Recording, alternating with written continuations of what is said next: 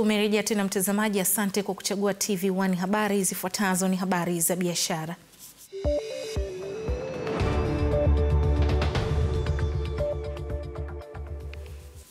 Na tunaanza habari za biashara kwa kuangazia shilingi ya Tanzania ilivyo dhidi ya wabia wakubwa wa biashara hii leo. Dola ya Marekani imenunuliwa kwa shilingi 2173 na kuuzwa kwa shilingi 2194. Paundi ya Uingereza imenunuliwa kwa shilingi 3070 na kuuzwa kwa shilingi 3101. Euro ya Ulaya imenunuliwa kwa shilingi 2427 na kuuzwa kwa shilingi 2451. Randi ya Afrika Kusini imenunuliwa kwa shilingi 140 na kuuzwa kwa shilingi 141. Mengineyo katika biashara, ubunifu wa masoko katika ushindani wa kibiashara na ukuaji wa teknolojia unazidi kukua kwa kasi baada ya wataalamu kutengeneza kamera inayorekodi matukio na kutoa taarifa katika simu ya mkononi.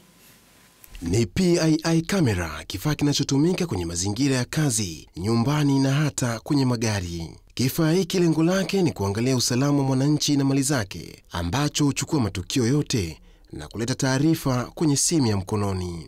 Ebeneza Msuya ni mkurugenzi wa kampuni ya bidhaa hiyo. Anasema itasaidia usalama wa mali za watu katika shughuli za kibiashara. Kile ambacho kinatokea kinarekodiwa na ina emotion detector.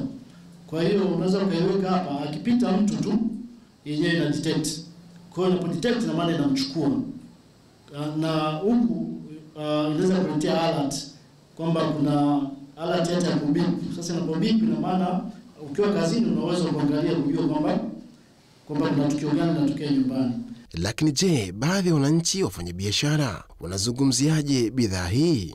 Kwa sisi wafanya biashara ambao tunakuwa tuko mbali na mali zetu, hasa magari na nini, inakuwa inatusaidia kumonitor vile vitu ambavyo unakuwa huwezi kumonitor kwa wakati huo. Pia kifaa hiki kinaweza kufungwa kwenye magari na kuangalia usalama wote wa magari hata yasiibiwe. Lakini sasa hivi una uwezo, hata kama una gari 2-3 zinafanya biashara, una uwezo kujua zimefanya kazi gani na zimeingiza kiasi gani. Hata hivyo, kifaa hiki licha kutoa taarifa mbalimbali za kiusalama kuanzia majumbani, lakini pia kinaangazia shughuli mbalimbali za kibiashara ili zisiweze kuchakachuliwa. Robert Latonga, TV1 habari, Dar es Salaam. Tofauti na hapa nyumbani, katika biashara hali imekuwa ngumu kwa kiwanda cha mikate maarufu nchini Uingereza kinachofahamika kama Cornish Pasty, kwani hofu yao kubwa ni kwamba kiwanda kitatetereka kama Uingereza itapigiwa kura ya kuondoka katika nchi za Umoja wa Ulaya. Kusini magharibi ya Uingereza, kiwanda cha Cornish ni maarufu kuliko viwanda vyote nchini humo, kwani kiwanda hicho kina uwezo wa kuzalisha vitafunwa milioni 120 kila mwaka. Cornish hutumia asilimia kubwa viungo asilia, ambapo mara nyingi hutengeneza bidhaa zao kwa mikono, hivyo kuwavutia walaji wengi. Hapa mmiliki wa kiwanda hiki anaeleza kuwa taratibu za Ulaya zinafanya biashara kwa ngumu, kwani kwa mwaka lazima apeleke sampuli ya viungo vyake vyote kwenye maabara kwa ajili ya kufanyiwa vipimo. Hata hivyo, mbali na gharama, anadhani kanuni zimekuwa ngumu, hivyo kesho kutwa amejiandaa kupiga kura kwa ajili ya kuondoa Uingereza katika Umoja wa Ulaya. 200 degrees for an hour. Baadhi wanasema Ulaya imesaidia sana katika kukuza kiwanda hicho, kwani hata bidhaa zinajulikana kwa lugha ya nchi yao. Kiwanda hiki kimezalisha zaidi ya milioni 65 na kuwa na zaidi ya miaka 200 tangu kuanza kwake.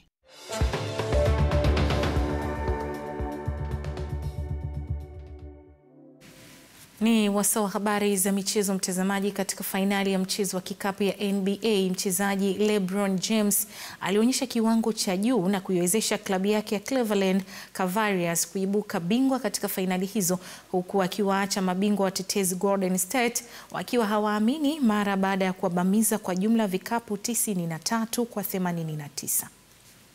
Irving on the pull-up.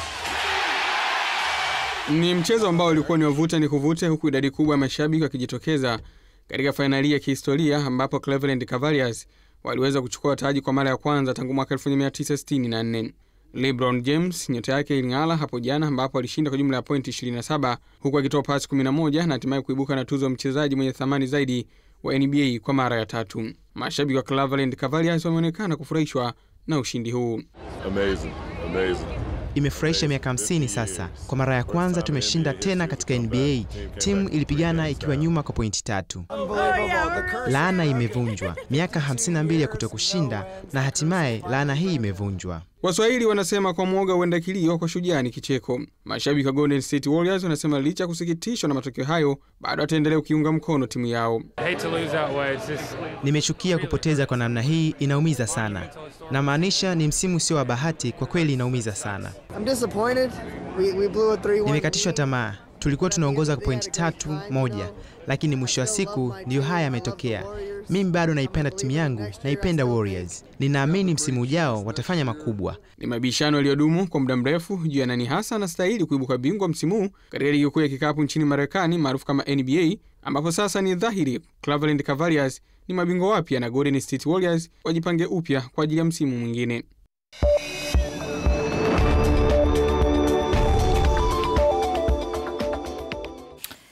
Na katika burudani hii leo, mamia wamejitokeza mjini Montevideo nchini Uruguay kwa ajili ya kusherehekea harusi bandia, ambapo waigizaji huigiza kama wanafunga ndoa ili mradi tu kuwapatia wageni njia mbadala ya kusherehekea katika majumba ya starehe ya usiku. Hapo wageni wanaonekana wakiingia katika ukumbi wa harusi bandia, huku wanawake wakiwa wamevalia viatu virefu na wanaume wamevalia suti zao zenye kuwafanya wawe na muonekano mzuri zaidi. Kiukweli sio tukio la kawaida kabisa, lakini ndio namna yao mpya ya kusherehekea katika klabu za usiku. Na hawa ndio wafunga ndoa feki. Cha ajabu zaidi, wamekutanisha watu mbalimbali na kuwaweka karibu kama marafiki. Mwanzilishi wa sherehe hiyo anasema kuwa wanaamini kuwa tukio hilo limepokelewa vyema na watu wengi, kwani hata hivyo limeandaliwa kwa makusudi ili mradi kuwaburudisha watu. Hakika limepokelewa vizuri. Wakongwe wanakuambia kwamba wazo hili limetengenezwa na kundi maarufu la Planta huko nchini Argentina na kisha kuenea nchi nyingine za karibu ikiwemo Moscow.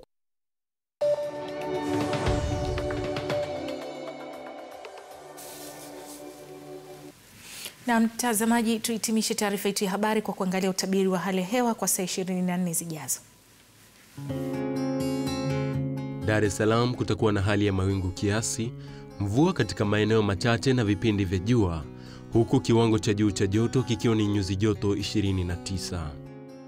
Zanzibar kutakuwa na hali ya mawingu kiasi, mvua nyepesi katika maeneo machache, huku kiwango cha juu cha joto kikiwa ni nyuzi joto 29. Arusha kutakuwa na hali ya mawingu kiasi, mvua nyepesi katika maeneo machache na vipindi vya jua, huku kiwango cha juu cha joto kikiwa ni nyuzi joto 24. Mwanza kutakuwa na hali ya mawingu kiasi na vipindi vya jua, huku kiwango cha juu cha joto kikiwa ni nyuzi joto 28. Mkoani Dodoma kutakuwa na hali ya mawingu kiasi na vipindi vya jua, huku kiwango cha juu cha joto kikiwa ni nyuzi joto 27.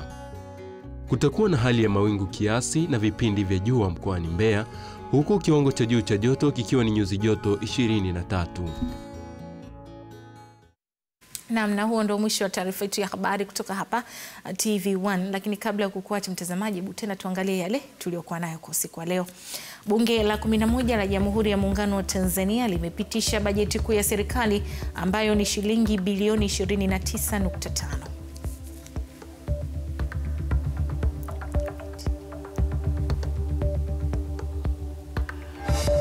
Shirika la Umoja wa Mataifa linalowashughulikia wakimbizi linasema idadi ya watu walioondolewa makwao kwa sababu ya mizozo imepanda maradufu.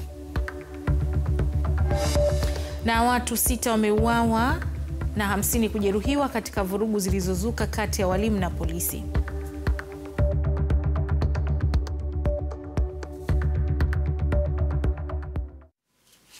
Na mtazamaji, kufikia hapo TV1 habari haina la ziada. Tutakuletea tena taarifa yetu ya habari hapo kesho kuanzia saa 1:30 usiku hadi wakati huo. Naitwa Agnes Iskaonga, shukrani kwa kutazama TV1 habari na usiku mwema.